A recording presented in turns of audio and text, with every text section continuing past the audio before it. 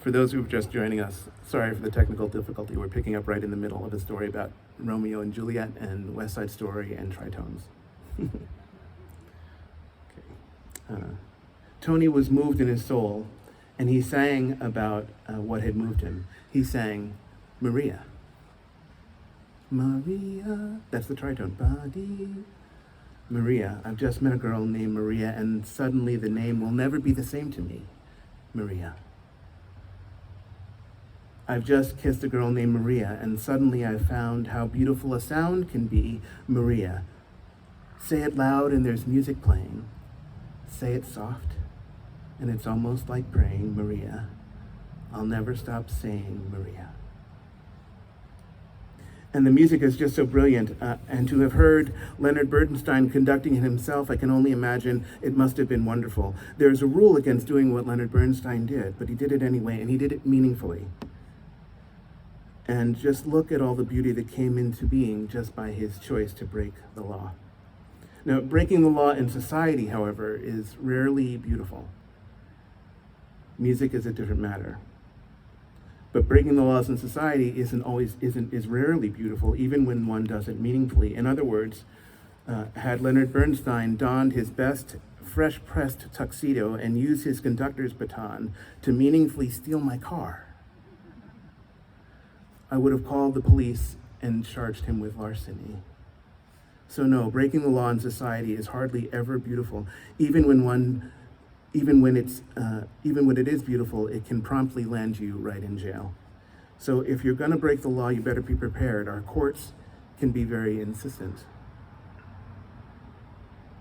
And if you're a theologian, it gets complicated. Mahatma Gandhi was prepared, right?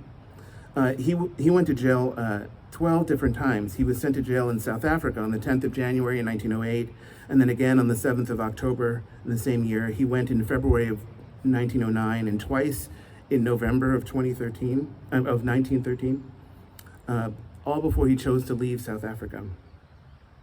When he got to India, he was sent to jail in April of 1919, in March of 1922, in May of 1930, in January of 1932, in August of 1933, when he was 64 years of age. He fasted for 7 days until he was released without condition. All told, Gandhi spent 2,338 days in jail. 6 years, 4 months, 3 weeks, 5 days. That's dedication. Following in Gandhi's footsteps, Martin Luther King was also prepared. He went to jail 29 different times. Both of them believed that what they were doing was just, driven as they were by a faith and a force that was far beyond them both. It is my understanding that this same faith and this same force drove Henry David Thoreau when he wrote his essay called Civil Disobedience in 1849. Of course, as we know, Henry David Thoreau was a Unitarian. Originally titled Resistance to Civil Government, Thoreau was trying to find a way to ethically and meaningfully break the law. He began his essay as follows: I heartily accept the motto that government is best when it governs least. And I should like to see it acted up to more rapidly and systematically. Carry it out. It finally amounts to this, which I also believe, that government is best which governs not at all. When we are prepared for it, this will be the kind of government we will have. When we are ready, when we choose, a far more elegant form of government will be available to us, Thoreau believes. This is what the artists have been telling us and singing to us for some time. They sang, "We shall be known by the company we keep, by the ones who circle round to tend these fires. For it is time now. It is time to be alive, and in this great turning, we shall learn to lead in love." What would it be like to lead in love? I think Crow Raven is telling us right now. What would it be like if love were our law? If peaceful human thriving were our first best form of government, In Civil Disobedience, Thoreau explains that government is only a mode of government in which the people have chosen to express their will. What if we were to choose a different mode to express our will? I'm not talking about getting rid of government. I'm talking about making visible a different aspect of our society, an aspect of our society that government doesn't always promote and is not prepared to promote. Now, I'm not really a political revolutionary or anything. Like John Lennon, I am just a dreamer imagining, but it feels like a lot of folks are with me. I don't believe that I'm totally alone. I'm not the only one. I am willing to civilly disobey with love or God or the spirit of life as my noble guide. But what I want to do is do it safely. I want the gesture to really matter. I don't want to dig for only a fraction of the treasure that is available. I don't want to dig for the fraction of the treasure that has been prepared for me by clever or by selfish or by greedy who take advantage. And out of fear and anxiety, I certainly don't want to become one of those people. In 1849, Thoreau said, "Let your life be like a counter-friction to stop the machine. What I have to do is see that I do not lend myself to the wrong, which I condemn." Out of fear and out of anxiety, I don't want to become too righteous, too stubborn, too inflexible. I want to do what Thoreau has advised us to do, which is to do the right thing whenever possible. Do the right thing. Now, this wisdom degrades over time when we let it. It degrades quite quickly these days into naive senses of freedom and relational power. Civil disobedience breaks down too quickly into childishness, as if to say, "You're not the boss of me." And I get that. Public life right now is a little tense. We don't always have the tools that we need. It took me some time, but I'm finally becoming comfortable wearing a mask in public. And what I mean by that is that I am no longer personally uncomfortable in settings in which few people are wearing masks. I was in a store the other day. I was wearing my mask. I was one of the very few who were. And a gentleman who had just ordered a sandwich was picking up some chips, salt and vinegar, or barbecue, or Ruffles, or ranch. He was trying to decide. It was pretty complicated. Our eyes met briefly as I was walking towards the bathroom, and I said hello to him, very comfortable with myself. I ran into him once again at the counter when we were paying for that which we were purchasing. He was right in front of me in line, and I said, "Are you sure you've chosen the right ones?" He had 2 bags. And these were not individual size bags. These were family size bags. He was buying a lot of chips, 1 sandwich, 1 packet of yellow mustard, and chips enough for 30 people. It wasn't right, but it was pretty funny to both of us, and we laughed.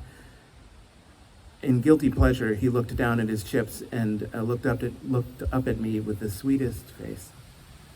We laughed because he was breaking the unwritten rule about lunch. And he's free to do so. So we laughed at my joke together, but he was not wearing a mask. And I didn't know why, and I didn't judge him, and I didn't bring it up. And there was a sign on the door that said, "Masks required." He was breaking a written rule about life these days. And he wasn't really quite as free to do that. But I didn't judge him, and I didn't turn away from him, because he is my brother, and because I am deeply, deeply tied to him, and he to me. Now, how to negotiate our differences, we haven't quite figured out just yet. And there's a saying, and the saying goes, "Your freedom to flail about your arms stops at my nose." Shared that before. I'm convinced that my maskless partner would agree, But what does this mean for us? Because this gets a bit contentious. This is the place where we generally find ourselves stuck, arrested, jailed, on the far side of compassion, but we're working on it. And we'll get over this, but it will require a kind of courage. It will require bravery in ways that might push us a bit. We sing, though I may speak with bravest fire, and have the gift to all inspire, and have not love, my words are vain, as sounding brass and hopeless gain. And we want these words to mean easier things than they actually do. But these words mean that we can turn lovingly to those with whom we disagree, can turn lovingly towards those who have made different choices and who are walking different paths. We sing, though I may give all I possess, and striving so my love profess, but have not love, but not be given by love within.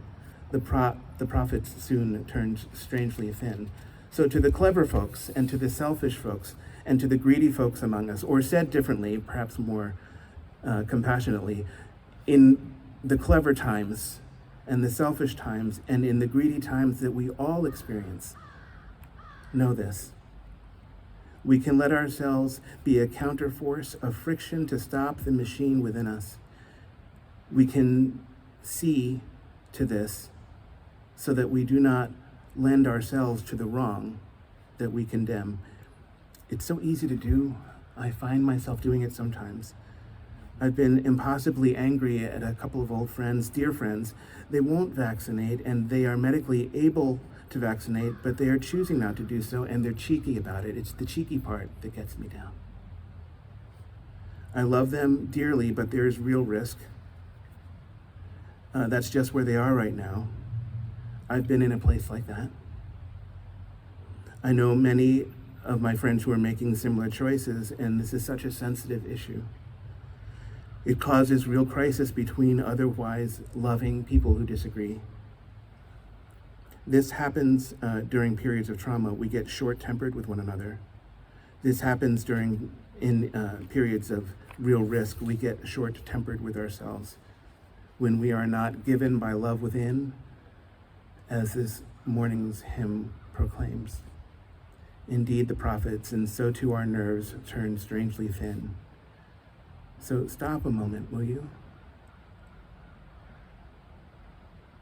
Just settle, non-anxiously, fearlessly, calm. Calm enough to more deeply understand what spiritual freedom is. The deeper our faith, the more trouble we will have with this.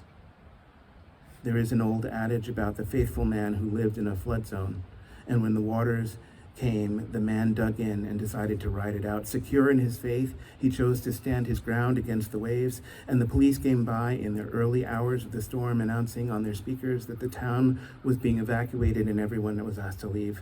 And the man said, "No, I remain quite faithful. I am staying right here at home. I will ride this out. Come hell or high water, I'm staying home." And the waters continued to rise, and the man was forced upstairs. He rescued what he could of his valuable belongings and took refuge on the second floor. And an emergency rescue pontoon boat came by in the middle hours of the storm, announcing on their bullhorn that the town was being evacuated and everyone was asked to leave. And again, the man said, "No, I remain quite faithful. Come hell or high water, I am staying right here." And the waters continued to rise. The flooding did not subside. The man was forced to the rooftop. He was clinging to the chimney. He could take nothing with him. He could save nothing of his own, none of his old belongings. The only thing that he could save was his life. And the helicopter with a rope ladder came by in the late hours of the storm, announcing a message of safety, stating that the town was being evacuated and everyone was being asked to leave.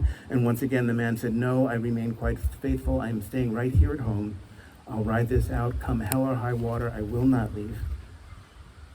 Then these waters rose again, and the faithful man was washed away. And he went to heaven, but was deeply confused. He cried out to the angels that were all around him, "I have been steadfast in my faith. I have always honored you. Why did you not save me from this fate?"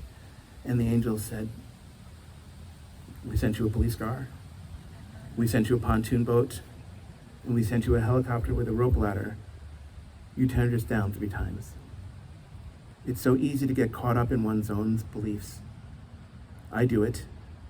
I get stuck in my responses, in my righteousness. I hear myself responding childishly sometimes, slow dancing in a burning room. I get so stuck.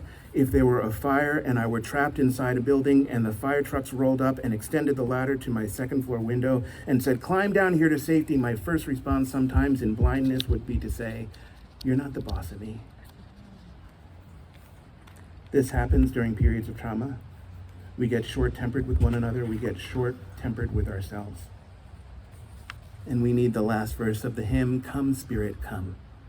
Our hearts control.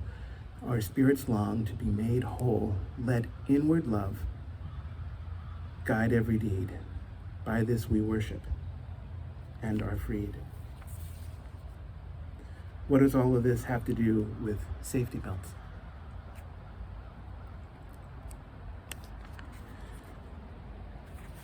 Well, in conclusion, I'll share this story.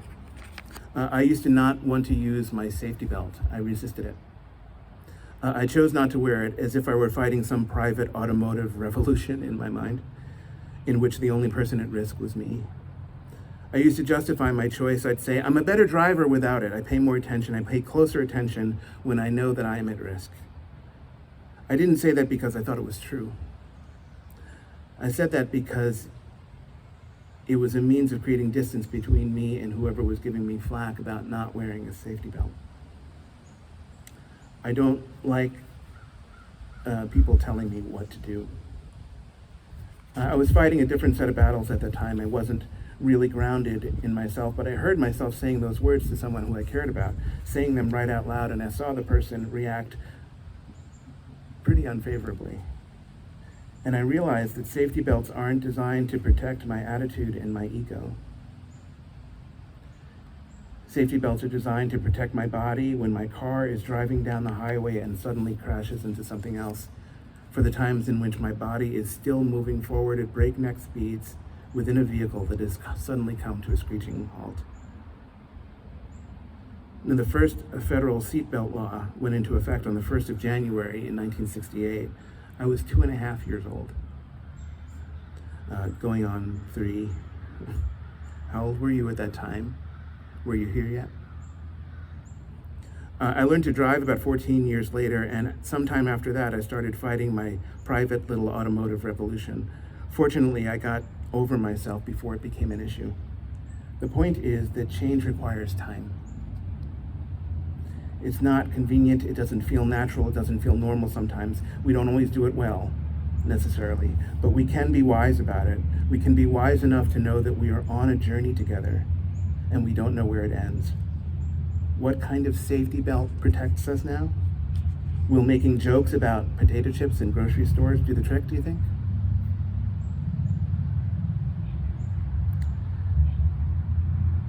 We need more beautiful options.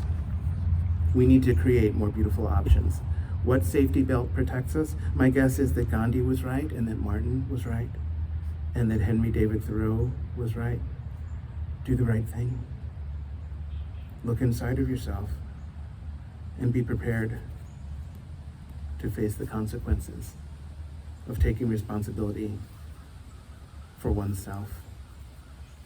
Is this not the greatest treasure that we can discover? Why settle for anything less? May it be so. Blessed be. And amen.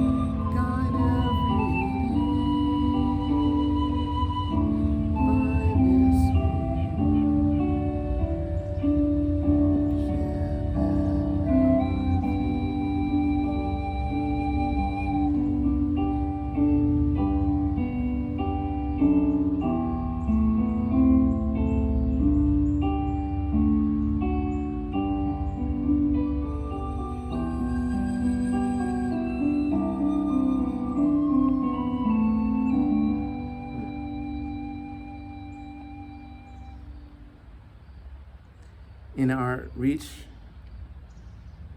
across the galaxy, which is our life, may we prepare ourselves for the beauty and for the bumps in the road. May we be settled in ourselves to learn to recognize ourselves in one another. May we meet in grace and in beauty before we tempt contest and discord. And may we enter those with every faith we know. May it be so. Blessed be. And amen.